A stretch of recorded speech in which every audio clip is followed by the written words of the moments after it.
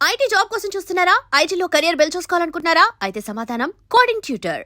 So ఇక్కడ చిన్న question sir, అంటే చిరంజీవి గారు ఎలాంటి సాయాలు చేస్తారో, పవన్ కళ్యాణ్ గారు ఎలాంటి వారో, నాగబాబు గారు ఎలాంటి వారో మాకు అందరికీ తెలుసు. మీలాంటి వాళ్ళు కూడా చెప్తుంటారు, వింటుంటాం వాళ్ళ చేసే మంచి కార్యక్రమాల గురించి. అయితే వెంకటరామయ్య గారి గురించి చాలా మందికి తెలియదు, వాళ్ళ ఫాదర్ గురించి. మీరు ఆయన్ని ప్రత్యక్షంగా చూసిన మనిషి. నేను చూశాను. సో ఆయన ఎలా ఉండేవారు సాటి మనుషులతో కానీ, మీరు వెళ్ళి కలిసినప్పుడు కానీ అసలు ఎలా మాట్లాడారు, ఎలా రిసీవ్ చేసుకున్నారు? చాలా మంచిగా మాట్లాడతాడు ఆయన. మంచిగా మాట్లాడాడు. కొంచెం కాఫీ టీ తాగినా బయటికి పోనాడు ఆయన. మంచి మనస్తత్వం. ఓకే. నేను 2 సార్లు వెళ్ళాను ఆయన. హైదరాబాద్కి వచ్చి మళ్ళీ ఊరు వెళ్ళినప్పుడు కూడా మళ్ళీ ఒకసారి మళ్ళీ ధర్మగారి దగ్గరికి వెళ్ళాను.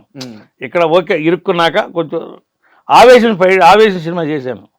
ఆవేశం, అంకుశం, రాజశేఖర్ గారు ఇది చేశాను. కొంచెం నాకు చేతిలో డబ్బులు పిగిలిని అప్పటికి నేను మంచి బాడీ రెడీ చేసేసుకున్నాను. నాకు వర్క్ మొత్తం బాగా ఫుల్ఫీడ్గా అర్థమైపోయింది. తర్వాత ఇక్కడ కొంచెం ఇంటికి వెళ్దాం, ఇంటికాడ వాళ్ళకి ముఖం చూపించేద్దాం అని నేను డామ్కి వెళ్ళి ధర్మగారి కాళ్ళ మీద పడి ఆయనకి నమస్కారం చేశాను. ఆ తర్వాత ఆయన దగ్గరికి వెళ్ళానట్టు వెంకటరామ గారి దగ్గరికి వెళ్ళాను. ఏందప్పుడు ఆయన రియాక్షన్ ఏంది? ఆయన చాలా ఇది అయ్యాడు వెంకటరామ గారు.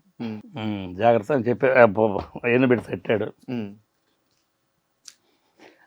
మంచి మార్క్స్ అవుతూ వెళ్ళాను.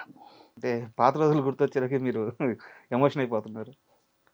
సో అంటే ఇండస్ట్రీలోకి వచ్చి మెగా హీరోలను కానీ, మెగా కుటుంబంలో కానీ ఒక భాగం అవ్వాలని చెప్పేసి, వాళ్ళ మనిషి అని ముద్రపడాలని చెప్పి చాలామంది ప్రయత్నిస్తూ ఉంటారు.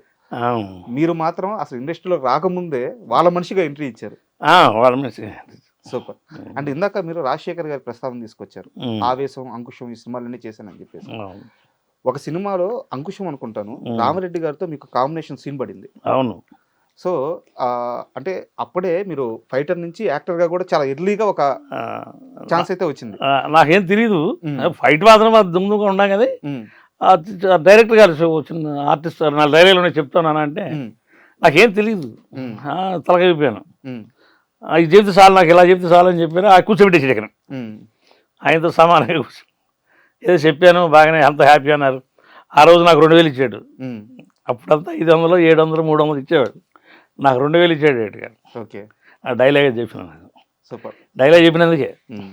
రామిరెడ్డి గారితో మీరు యాక్ట్ చేసిన సమయానికి ఆయన బాడీ చాలా మంచి బాడీ బిల్డరు, ఎత్తు కానీ చాలా గట్టిగా ఉండే మనిషి. అవును.